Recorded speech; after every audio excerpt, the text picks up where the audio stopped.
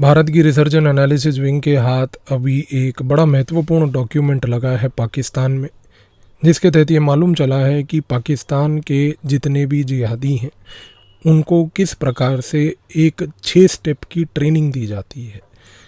ये इसलिए भी महत्वपूर्ण है क्योंकि अगर हम देखें तो पाकिस्तान ने अलग अलग प्रकार के संगठन बना रखे हैं। इन संगठनों को हम तंजीम कहते हैं उर्दू में, और इनको तंजीम को इंग्लिश में कॉन्ग्रीगेशन कहते हैं। Lashkar-e-Taiba, Jaish-e-Mohammed, people anti fascist front, the resistance front, ये सारे आज की डेट में अलग अलग प्रकार के तंजीम हैं। सबसे बड़ी बात यह है कि हर एक तंजीम में जो ट्रेनिंग दी जाती है वो कॉमन है इन्हीं सारे के सारे 6 स्टेप्स को लेकर। आइए देखते हैं कि ये डॉक्यूमेंट हमारे को कैसे इन 6 स्टेप्स के बारे में एक्सप्लेन करता है। सबसे पहले, यदि कोई भी व्यक्ति आज की डेट में चुना जाता है किसी भी तंजीम से जुड़ने के लिए, तो उसको जुड़ने का जो तरीका होता है उसको आईएसआई कहती है स्टेयरकेस मॉडल। स्टेयरकेस मॉडल का मतलब है कि एक सीढ़ी है जिसमें जिहाद एक सीढ़ी के टॉप लेवल पर होता है। अब ये स्टेयरकेस, जाहिर सी बात है कि एक सीढ़ी आप एक एक करके ऊपर चढ़ते हैं, तो इस सीढ़ी में पहली बात तो अलग अलग प्रकार के स्टेप्स होते हैं। स्टेप्स क्या होते हैं? सबसे पहला स्टेप ये होता है कि आईएसआई आज की डेट में पूरे पाकिस्तान में ये चीज़ पे नज़र रखती है कि कौन से ऐसे लोग हैं जो इंटरनेट का प्रयोग करके पहली बात तो अलग अलग प्रकार के रिलीजियस सल्यूशन ढूंढ रहे हैं अपनी समस्याओं को लेकर। जितने लोग रिलीजन का सहारा ढूंढ रहे हैं, रिलीजियस लेवल के डिस्कोर्स को देख रहे हैं, उनका एक डेटाबेस तैयार किया जाता है। इस डेटाबेस के तहत उन लोगों को चुना जाता है जो आज की डेट में अपने यूट्यूब जैसे माध्यम पे, दूसरे अन्य टेलीग्राम जैसे माध्यमों पर रिलीजियस डिस्कोर्स को पहली बात तो ऑब्जर्व करते हैं। फिर उन लोगों को धीरे धीरे ऑब्जर्व करके उनके पैटर्न्स को समझ के उनको रीच आउट किया जाता है। जब उनको रीच आउट किया जाता है तो उनको अलग अलग प्रकार के चैट रूम्स में, उनको अलग अलग प्रकार के प्रोपोगेंडा वेबसाइट्स के तहत इनवाइट किया जाता है। जब उनको इनवाइट करते हैं तो इनवाइट करने के बाद सबसे बड़ी बात ये होती है कि उनको रेडिकल लिटरेचर के तहत रेडिकलाइज करते हैं। और धीरे धीरे जब वो रेडिकल लिटरेचर के तहत रेडिकलाइज होते हैं तो उस दौरान सबसे बड़ी चीज़ ये होती है कि बार बार उनको ये बताया जाता है कि आप एक चूज़न वन हैं, आप एक सिलेक्टेड व्यक्ति हैं, आप एक ऐसे चुने हुए व्यक्ति हैं जो कि अल्लाह के इस कार्य को करने के लिए आए हैं। और जब वो व्यक्ति इस चीज़ को मान बैठता है और जब वो इस चीज़ के साथ जुड़ जाता है तब उसको सबसे पहले तो तंजीम के साथ जोड़ा जाता है, यानी कि एक लश्कर-ए-तैयबा, जैश-ए-मोहम्मद जैसे संगठन के साथ लाया जाता है। और जब यहाँ पर लाते हैं तो स्टार्ट होता है सबसे पहला दौरा-ए-आम। दौरा-ए-आम एक फर्स्ट इनिशिएशन लेवल पर एक 21 दिन का प्रोग्राम है। इस 21 दिन के प्रोग्राम में बेसिकली सबसे पहले व्यक्ति की एक शुरुआत होती है उसको 21 दिन अपने पास एक कैंप में रखने की। कैंप में 21 दिन तक वो व्यक्ति का कुछ शेड्यूल इस प्रकार का होता है कि शुरुआत में सुबेरे उसको पहली बात तो फिज़िकल ट्रेनिंग दी जाती है।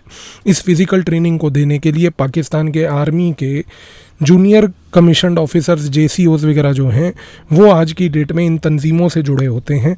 इन तंजीमों से जुड़कर वो कम से कम 2 से 3 घंटे उस रिक्रूट को, उस व्यक्ति को फ़िज़िकल ट्रेनिंग में पहली बात तो ट्रेन करते हैं। जब फिज़िकल ट्रेनिंग ख़त्म हो जाती है उसके बाद उस व्यक्ति को क्लासरूमों में ले जाया जाता है।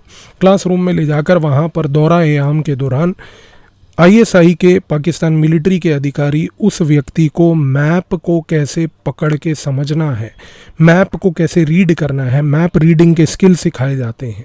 मैप रीडिंग के स्किल के साथ साथ उसको ये समझाया जाता है कि किस प्रकार से अलग अलग प्रकार की चोटियों को आइडेंटिफाई करना, माउंटेन्स को आइडेंटिफाई करना, किसी भी इलाके की रेकी कैसे करना, ये सब समझाया जाता है।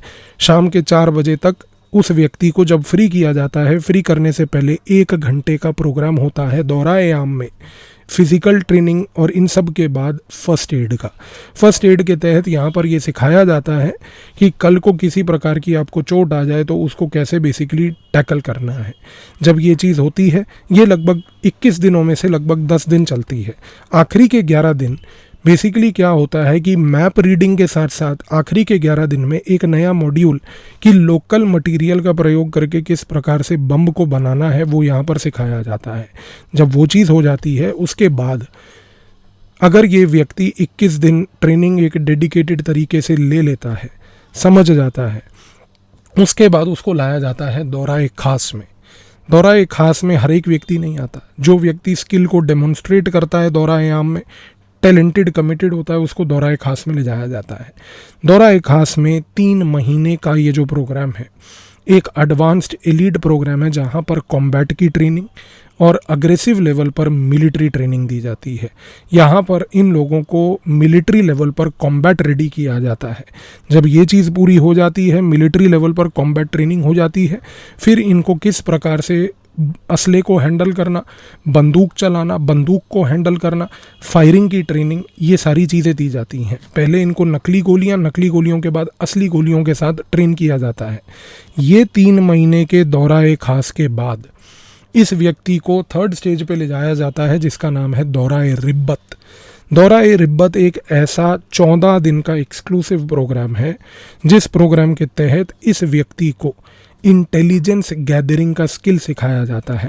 क्योंकि इस व्यक्ति को ये बात सिखाई जाती है कि हो सकता है कि आपको कभी भारत भेजा जाए और भारत सिर्फ एकदम से लड़ाई करने के लिए ना भेजा जाए।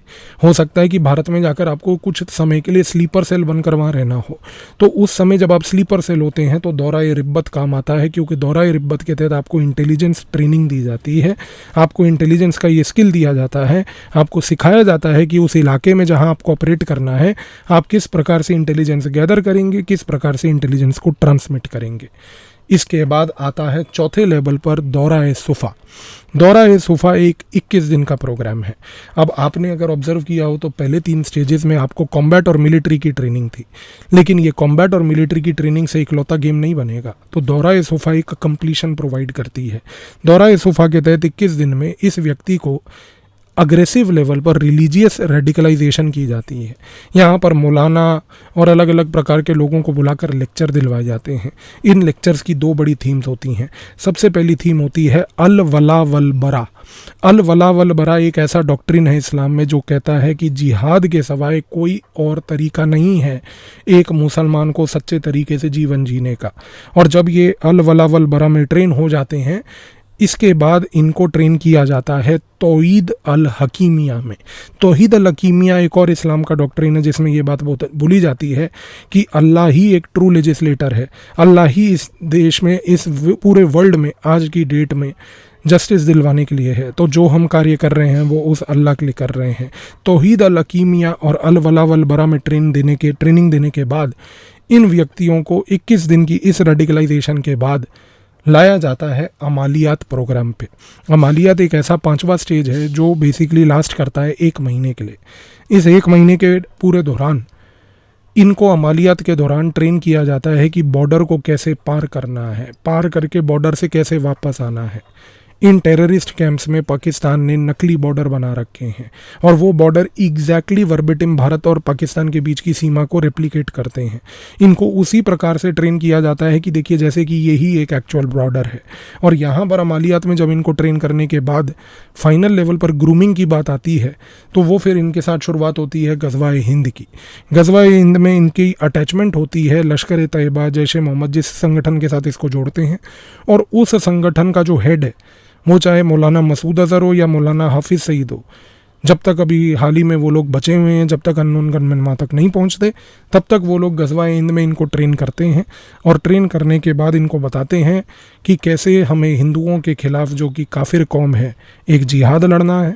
ट्रेन करते हैं, बताते हैं कि कैसे भारत के खिलाफ 1000 साल की हमारी लड़ाई है और कैसे बताते हैं कि इस 1000 साल की लड़ाई में आप एक चुनिंदा व्यक्ति हो जो इस लड़ाई के लिए आए हैं और इस लड़ाई को आगे बढ़ाने के लिए भारत में आपको जाना ही होगा। और जब ये लोग भारत आते हैं और भारत में जिहाद करने की कोशिश करते हैं तो आखिर में भूलिएगा मत, इन 6 स्टेजेस के बाद आता है एक आखिरी स्टेज जो भारत की सेना इनको देती है, वो है दौरा-ए जन्नत। इनको गोली मार कर गिराती है और इनको वापस इनके जन्नत, इनकी हूरों के पास भेजती है। तो आई होप कि अब आपको पूरा पाकिस्तान का ये प्रोसेस कि किस प्रकार से वो ट्रेनिंग करते हैं वो समझ आ गया होगा।